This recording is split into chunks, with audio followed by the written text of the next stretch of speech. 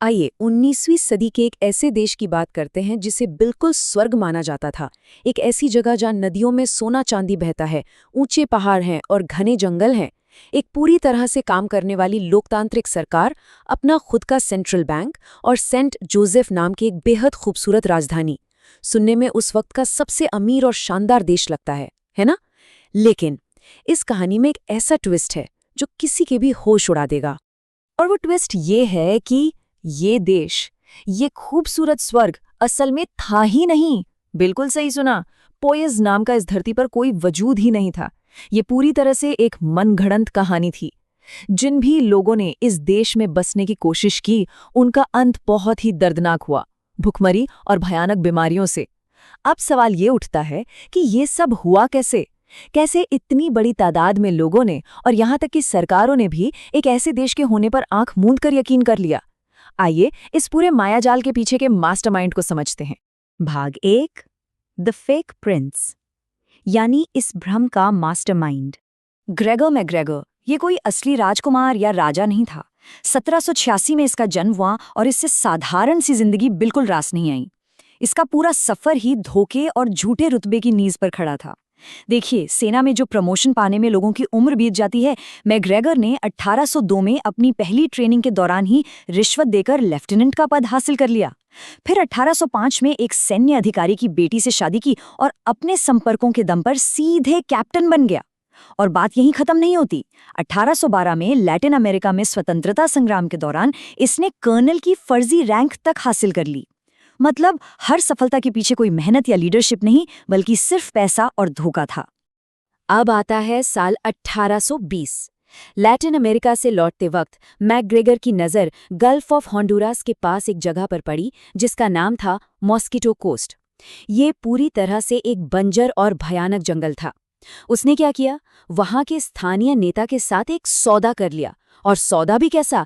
सिर्फ कुछ शराब की बोतलों और मामूली रत्नों के बदले में इस विशाल बंजर जमीन को अपने नाम करवा लिया। और पता है, यही वो वीरान जमीन थी जिसे वो दुनिया के सामने एक स्वर्ग बताने वाला था।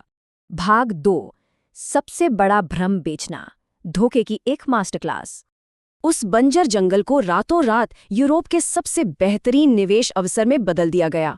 लंदन पहुंचकर मैग्रेगर ने खुद को इसी रहस्यमयी पोइश देश के इकलौते राजकुमार के रूप में पेश किया। और फिर शुरू हुआ इतिहास का सबसे बड़ा मायाजाल। पोयस की खूबसूरती का बखान करने वाली फर्जी किताबें और नक्शे छपवा दिए गए। इंग्लैंड के अलग अलग शहरों में फर्जी दूतावास खुल गए। पोयस की अपनी करेंसी और बॉन्ड छपने लगे। हद तो तब हो गई जब लंदन की सड़कों पर पोयस की भव्यता के गीत गाने के लिए गायकों को पैसे देकर काम पर रखा गया। ये एक ऐसा जाल था जिसमें आम लोगों से लेकर बड़े बड़े सरकारी बैंकों तक ने बिना सोचे समझे छलांग लगा दी। और इस धोखे का पैमाना देखिए। फर्जी बॉन्ड और करेंसी एक्सचेंज के जरिए लंदन की जनता और बैंकों से करीब $2 मिलियन की भारी भरकम रकम जुटा ली गई। उस दौर के हिसाब से ये एक खगोलीय राशि थी। लोगों ने अपनी जिंदगी भर की गाड़ी कमाई मैग्रेगर की झोली में डाल दी, सिर्फ ये सोचकर कि इस नए देश में निवेश करने से उनका भविष्य हमेशा के लिए सुरक्षित हो जाएगा। भाग 3, बंजर जमीन पर आगमन और इसकी इंसानी कीमत। साल 1822 के अंत का समय था। उम्मीदों से भरे हुए कई परिवार अपने सपनों के देश पोयस के लिए निकल पड़े। उन्हें तो सोने से भरी नदियों, उपजाऊ जमीन और एक शानदार शहर का सपना दिखाया गया था। लेकिन जब उनका जहाज किनारे पर पहुंचा तो सच्चाई रोंगटे खड़े करने वाली थी। वहां दूर दूर तक कोई राजधानी नहीं थी, कोई बैंक नहीं था। सामने सिर्फ और सिर्फ एक अंतहीन, वीरान और खतरनाक जंगल था। सिर छुपाने तक के लिए कोई जगह नहीं थी। उन यात्रियों की हताशा की कल्पना करना भी मुश्किल है। धीरे धीरे खाना खत्म होने लगा, भूखमरी फैलने लगी और लोग भयानक बीमारियों का शिकार होने लगे। और उनके पास जो पोइस की करेंसी थी, वो असल में सिर्फ कागज के टुकड़े थे। ये कितनी भयानक बात है कि जिंदगी भर की असली कमाई को एक ऐसे देश के कागजों से बदल लिया गया था जिसका कोई वजूद ही नहीं था। एक ऐसी अर्थव्यवस्था के लिए कागज का एक साधारण टुकड़ा जिसका कोई अस्तित्व ही नहीं था।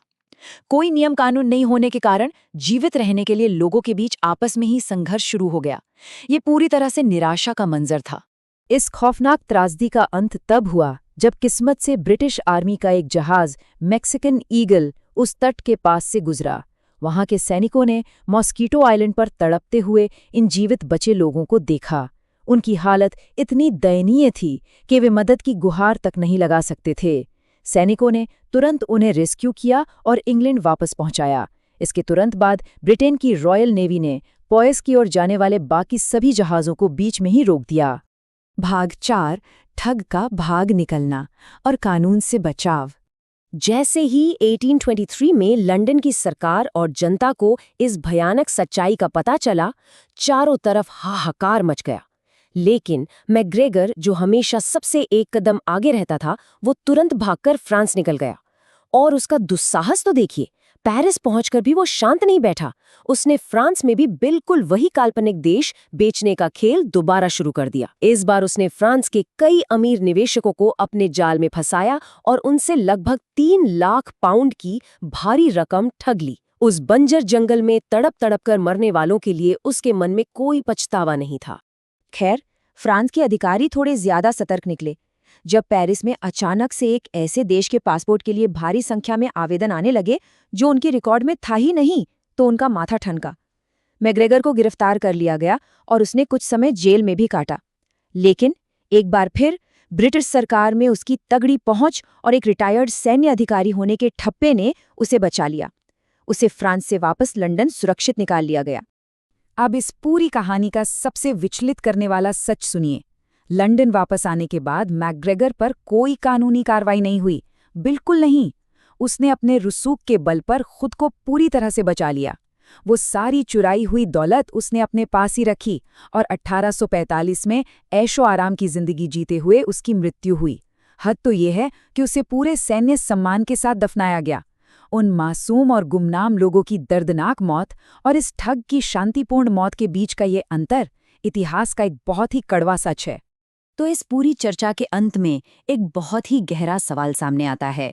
मैग्रेगर का नाम इतिहास की किताबों में तो आसानी से मिल जाएगा, लेकिन उन परिवारों का क्या जिन्होंने एक बंजर आइलैंड पर अपना सब कुछ खो दिया?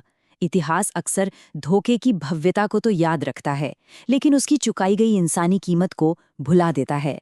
भविष्य में जब भी कोई ऐसा मौका सामने आए जो बहुत ही ज्यादा अच्छा लग रहा हो, तो इस फैंटम पैराडाइज, इस झूठे स्वर्ग को जरूर याद रखा जाना चाहिए।